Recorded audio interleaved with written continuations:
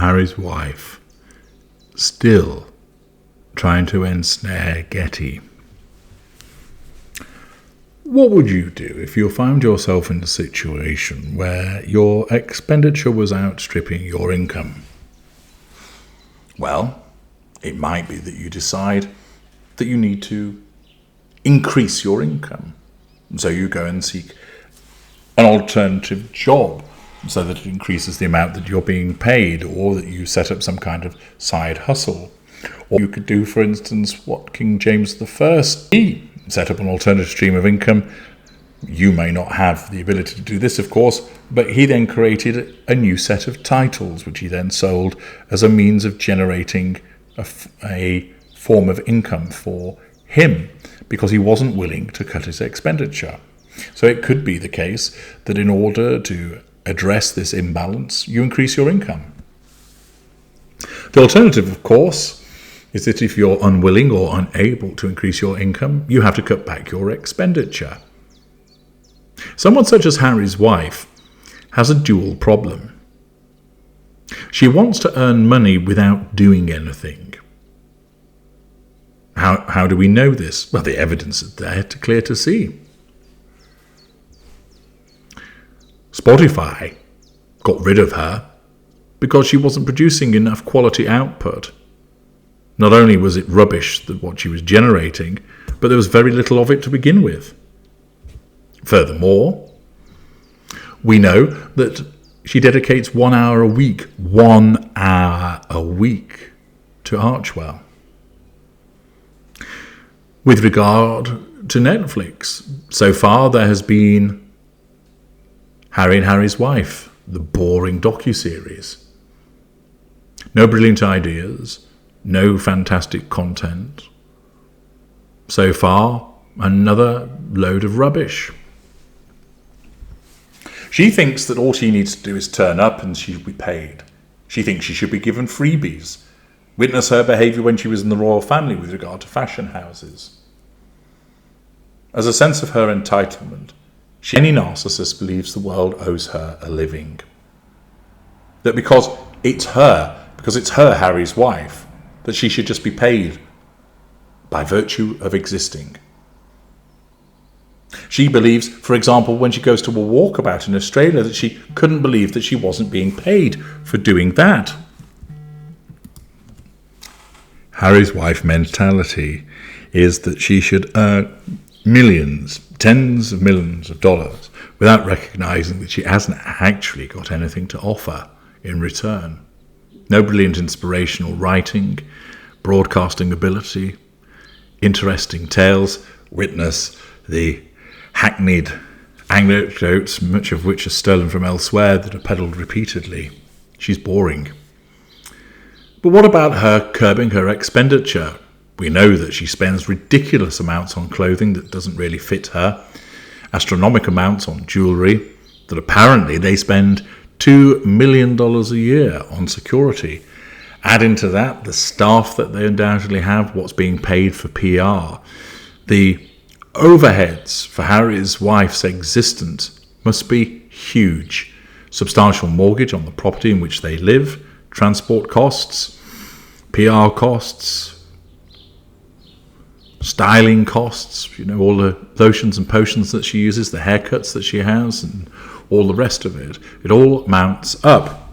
No doubt the flowers that are had in the house and all the other bits and pieces that all mount up to a huge level of expenditure. She could, of course, cut all of that back, but she won't.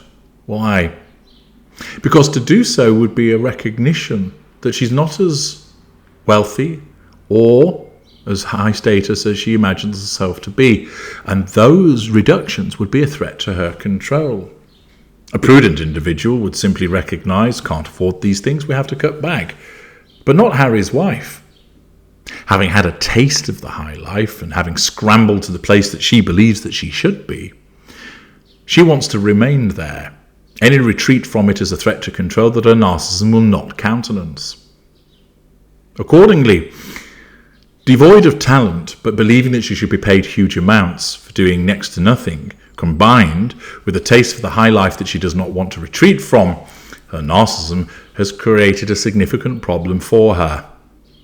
She needs to earn lots, but what has she got to offer? At first, that wasn't such an issue. She married Harry, who she thought was far richer than he actually was. He's wealthy, no doubt about it, but not wealthy enough to sustain someone like her. Furthermore, she then thought, well, look at all these deals coming our way. I can do voiceover work, we can do content creation, we've got the podcast, etc. It seemed like people were throwing money at them. Harry had his deal with Penguin Random House. Harry's wife would have thought, this is easy peasy lemon squeezy. People want to sign up and pay me huge amounts of money because I'm Harry's wife, and yeah, I'll get around to producing something. But of course, Harry's wife failed to appreciate that it takes a lot of effort to create certain things, particularly where you haven't got any talent. It means having to sit down and think these through, rely upon other people to create stuff. That she hasn't got the inherent flair or ability to suddenly create it. And her narcissism doesn't want her to do that. Oh, why must she have to graft hard? Just give it to her. After all, she's Harry's wife. But the world has started to see through all of that. So, for a narcissist such as Harry's wife, when she's facing threats to her income, combined with a desire to remain at a certain level of expenditure, she will turn to a tried and trusted method. One which she has relied upon previously. Use somebody. She used her father in terms of financial support and opportunities, the payment for her education, and getting her acting gigs through his industry contacts. She used Trevor Engelson in terms of finances, at least initially, and thereafter in terms of him using his contacts to enable her to get acting roles. She used Corey the chef in terms of introduction to the Toronto scene, and because she decided that she was now a foodie. She's used Harry in terms of his own money, the status that came with him, the contacts that came with him. For someone who holds herself out as a strong, independent feminist, the reality is she is not. She is a user of people, just like the narcissist is. Of course, there are many other people who she's used who are not of a romantic persuasion, who have found themselves popped on the shelf and left there for some time, and even in some instances, disengaged from. But that is the way of the narcissist, and that is the way of Harry's wife. And therefore, when faced with a need for a high-level income to support a ridiculous level of expenditure, she will return to that tried and trusted method of ensnaring somebody and using them.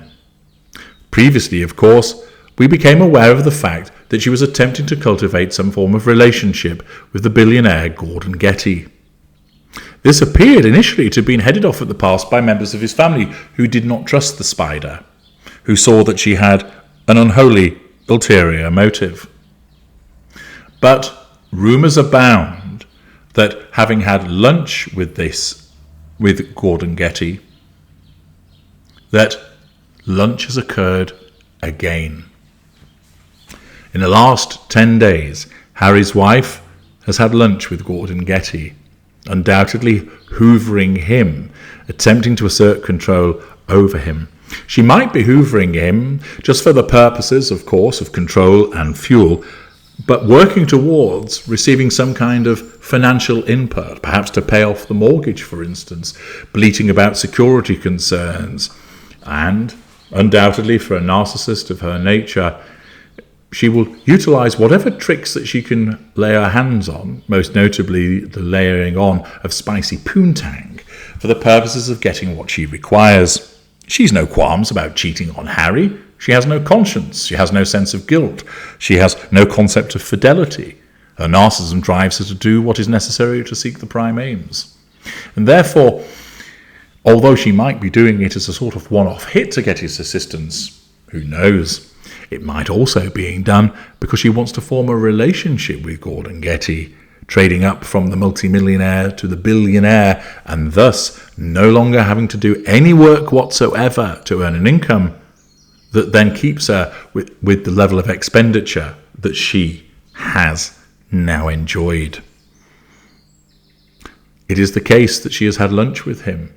She's smoozing him, or, in the parlance of the narcissist, she's hoovering Gordon Getty, asserting control over him, no doubt with flattery and false compassion, and who knows, even maybe a little bit of spicy poontang. And it's being done to draw fuel from him by way of response, to keep him controlled, but undoubtedly to get her hands on the residual benefit that is money, either by getting his support as a friend or going even further for the purposes of forming a relationship with him so that she gets a massive residual benefit. This is no surprise when it comes to the behavior of the narcissist, and it is worthwhile to watch how this relationship develops further. I'm H.G. Tudor. Thank you for listening.